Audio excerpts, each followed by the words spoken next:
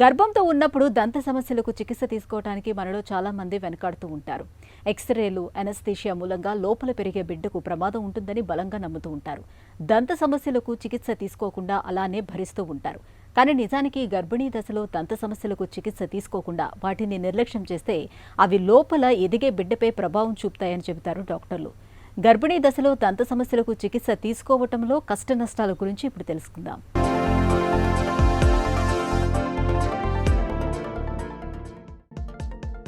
తల్లి గర్భంలో నవమాసాల పాటు ఒక కొత్త ప్రాణం పండంటి శిల్పంలా రూపుదిద్దుకోవటం ప్రకృతిలోని ఒక అద్భుతమైన పరిణామం. ఈ సమయంలో కాబోయే అమ్మ తన ఆరోగ్యం విషయంలో మరింత అప్రమత్తంగా ఉండాలి. గర్భిణీ దశలో దంత సమస్యల్ని చాలామంది పెద్దగా పట్టించుకోరు. చిన్న సమస్యలే కదా అని నిర్లక్ష్యం చేస్తూ ఉంటారు. దంత వైద్యం కోసం వెళితే ఎక్స్రేలు తీస్తారని, బిడ్డపై రేడియేషన్ ప్రభావం పడుతుందని భయపడుతూ ఉంటారు. నిజానికి గర్భిణీ దశలో దంత సమస్యల్ని ఎంతమాత్రం నిర్లక్ష్యం చేయకూడదంటారు డాక్టర్లు. గర్భిణీ దశలో మహిళ శరీరంలో ఈస్ట్రోజన్, ప్రొజెస్టిరాన్ హార్మోన్ల మోతాదులు పెరుగుతాయి. ఫలితంగా చిగుళ్లకు రక్త ప్రసరణ విపరీతంగా పెరుగుతుంది. దీంతో చిన్నపాటి ప్లాక్ లేదా బ్యాక్టీరియా ఉన్న చిగుళ్లలో ఇట్టే వాపు వస్తుంటుంది.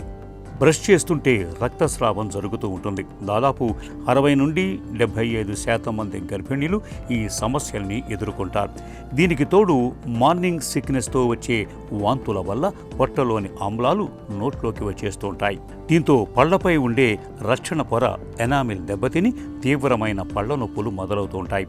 పిప్పి పన్ను మొదలై నోటిలోని బ్యాక్టీరియా రక్తంలోకి చేరి తీవ్రమైన ఇన్ఫెక్షన్ల ముప్పు కూడా పెరుగుతుంది. ప్రెగ్నెన్సీలో ఈ హార్మోన్స్ అన్నీ ఎక్కువ అవుతాయి. ఈ హార్మోనల్ సర్జ్ వల్ల మన నోట్లో ఉండే చిగుళ్ళే హైపర్ యాక్టివ్ అవుతాయి. సో ఎనీ ఫారెన్ పార్టికల్ నోట్లో ఉంటే మన గమ్స్ ఓవర్ రియాక్ట్ అవుతాయి. ఇన్ఫ్లమేషన్ కూడా ఎక్కువ జరుగుతూ ఉంటుంది. సో ఈ hyper active gums more inflammation cause చేసి నార్మల్ వాళ్ళకన్నా కూడా ఎక్కువ ఇన్ఫ్లమేషన్ ఉండి బ్లీడింగ్ అనేది జరుగుతూ ఉంటుంది. గమ్ హైపర్ప్లేసియా ఉంటుంది. సో ఈ ప్రెగ్నెన్సీ అప్పుడు చాలా జాగ్రత్తగా ఉండాలి. ఈ గమ్స్ని మనం చాలా జాగ్రత్తగా కాపాడుకుంటూ ఉండాలి. లేకపోతే ఈ బ్లీడింగ్ గమ్స్ అనేది చాలా కామన్ ప్రెగ్నెన్సీలో. అది కాకుండా కొంతమందికి ప్రెగ్నెన్సీ జింజివైటిస్ అని జింజేవల్ స్వెల్లింగ్స్ కూడా వస్తుంటాయి.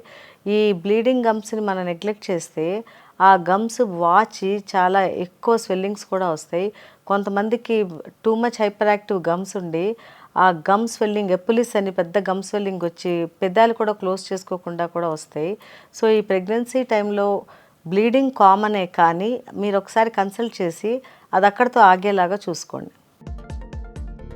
కాబోయే అమ్మలో కనిపించే దంత సమస్యలు లోపల పెరుగుతున్న గర్భస్థ శిశువుపై ప్రభావం చూపుతాయని పరిశోధనల్లో ఇప్పటికే వెల్లడైంది.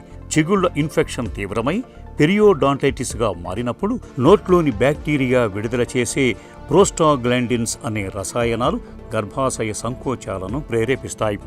దీంతో నెలలు నిండకుండానే ప్రసవం కావటం లేదా తక్కువ బరువుతో పిల్లలు పుట్టే ప్రమాదం 7 రెట్లు పెరుగుతుంది. గర్భిణీ దశలో దంత వైద్యంపై సమాజంలో ఎన్నో అపోహలు వ్యాపించి ఉన్నాయి. గర్భిణీ దశలో ఎక్స్రేలు తీయకూడదని భయపడుతూ ఉంటారు.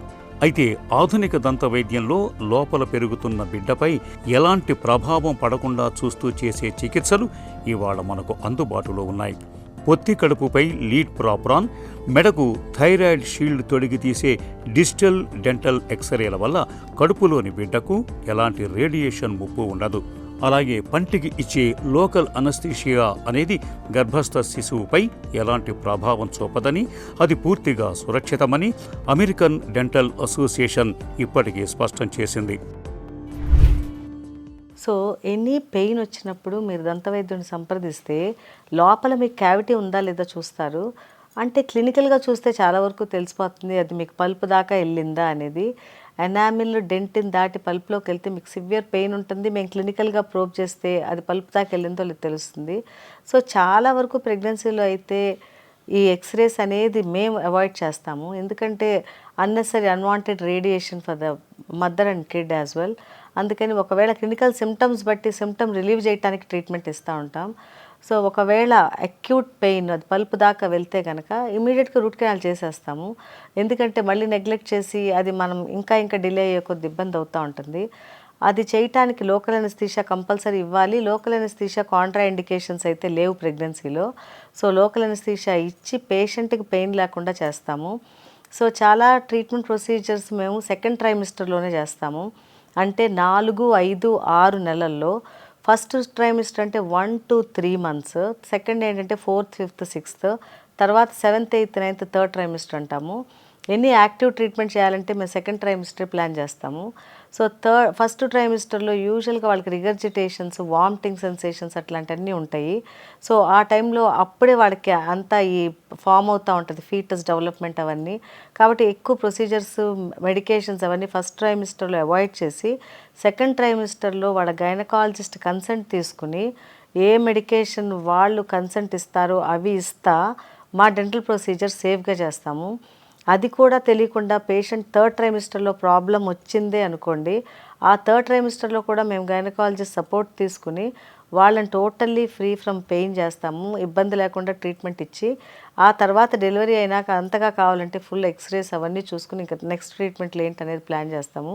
సో డ్యూరింగ్ ప్రెగ్నెన్సీ ఎటువంటి డెంటల్ ప్రాబ్లం లేకుండా మేము చాలా వరకు గైనకాలజీ సపోర్ట్తో మానిటర్ చేసుకుంటా ట్రీట్మెంట్ ఇస్తాం. గర్భిణీ దశలో దంతవైద్యం ఎప్పుడు తీసుకోవచ్చు? ఈ ప్రశ్నకు రెండో త్రైమాసికం అంటే 14 నుంచి 28 వారాల్ని అత్యంత సురక్షితమైన, అనుకూలమైన సమయంగా చెబుతారు డాక్టర్లు. మొదటి 3 నెలల్లో బిడ్డ అవయవాలు రూపుదిద్దుకుంటాయి. చివరి 3 నెలల్లో గర్భిణి డెంటల్ చైర్పై ఎక్కువసేపు వెల్లకిలా పడుకోవటం కష్టంగా ఉంటుంది. అంతేకాదు, అలా పడుకోవటం వల్ల తల్లిలోని ప్రధాన రక్తనాళంపై ఒత్తిడి పడుతుంది. అందుకే రెండో త్రైమాసికంలో దంతాల్ని శుభ్రం చేయించుకోవటం, పిప్పి పళ్లకు ఫిల్లింగ్ చేయటం, అత్యవసరమైతే రూట్ కెనాల్ థెరపీ లేదా పన్ను తొలగించటం వంటి సర్జికల్ చికిత్సల్ని నిరభ్యంతరంగా చేయించుకోవచ్చు. అత్యవసర పరిస్థితి వస్తే ఏ త్రైమాసికంలోనైనా సరైన భద్రతా ప్రమాణాలతో దంతవైద్యం అందించవచ్చు.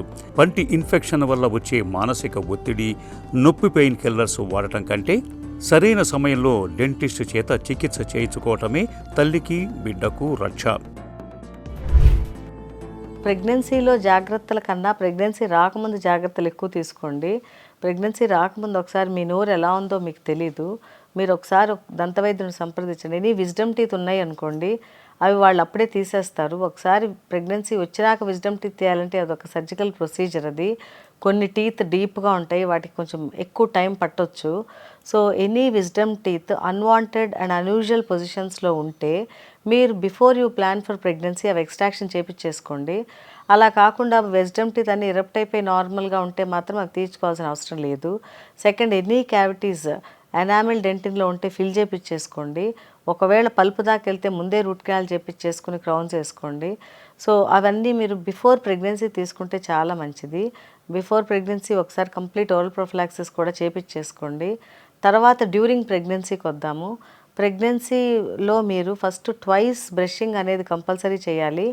ఇన్ బిట్వీన్ బ్రషింగ్ మీరు ఏ ఫుడ్ తీసుకున్నా కూడా ఎక్కువ ఫ్రూట్స్ తీసుకోండి. దానివల్ల ఎక్కువ సలైవేషన్ ఫామ్ అయ్యి మీకు బ్లీడింగ్ గమ్స్ చాలా వరకు తగ్గుతాయి. తర్వాత ఒకసారి మీకు ఏమన్నా బ్లీడింగ్ గమ్స్ ఉంటే మాత్రం దాన్ని క్లీన్ చేయించేసుకోండి. గమ్స్ అంతా నీట్గా క్లీనింగ్ అయినాక మీకు వాళ్ళు గమ్ మసాజ్ అనేది ఇస్తాము. గమ్ మసాజ్ చేస్తూ ఉంటే మళ్ళీ గమ్స్ స్వోలన్గా ఉండవు, ఫైబ్రస్గా ఫర్మ్గా తయారవుతాయి. చాలామంది మా గమ్స్ ఎర్రగా చూడటానికి ప్రెగ్నెన్సీలో చాలా బాగున్నాయి అని చెప్తుంటారు. బట్ గమ్ కలర్ ఎప్పుడు పేల్ పింక్ ఫర్మ్గా ఉండాలి. కానీ ప్రెగ్నెన్సీలో అవి రెడ్గా అయిపోయి టచ్ చేస్తే బ్లీడింగ్ అయ్యి అట్లా ఉంటాయి స్వోలెన్. సో అలా ఉంటే మాత్రం మీకు జింజివైటిస్ ఉన్నట్టు. ఒకసారి వెళ్ళి మీరు ప్రాపర్గా స్కేలింగ్ చేయించుకున్నట్టయితే మీ గమ్స్ మన నార్మల్ వస్తాయి, ప్రొవైడెడ్ మీరు మంచిగా మసాజ్ చేసుకుంటే.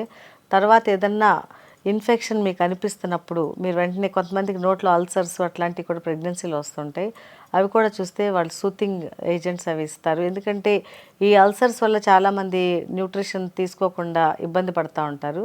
కాబట్టి డ్యూరింగ్ ప్రెగ్నెన్సీ ఎటువంటి ప్రాబ్లం వచ్చినా మీకు మీరే చేసుకోకుండా ఒకసారి దంతవైద్యుడిని సంప్రదిస్తే వాళ్ళు మిమ్మల్ని చెక్ చేసి మీకు ఎటువంటి ఇబ్బంది లేకుండా ట్రీట్మెంట్ చేస్తారు. గర్భిణీ దశలో దంత సంరక్షణ విషయంలో ముందు నుంచి తగిన జాగ్రత్తలు తీసుకోవాలి. గర్భం దాల్చడానికి ప్రణాళిక వేసుకుంటున్నప్పుడే ఒకసారి దంత వైద్యుడిని సంప్రదించి నోటి పరీక్ష చేయించుకోవటం మేలు. గర్భంతో ఉన్నప్పుడు రోజుకు 2 సార్లు మెత్తని బ్రష్తో ఫ్లోరైడ్ టూత్పేస్ట్ ఉపయోగించి పళ్ళు తోముకోవాలి. మొదటి త్రైమాసికంలో వాంతులు అయిన వెంటనే బ్రష్ చేయకుండా కేవలం మంచినీళ్లతో నోరు పొక్కిలించాలి.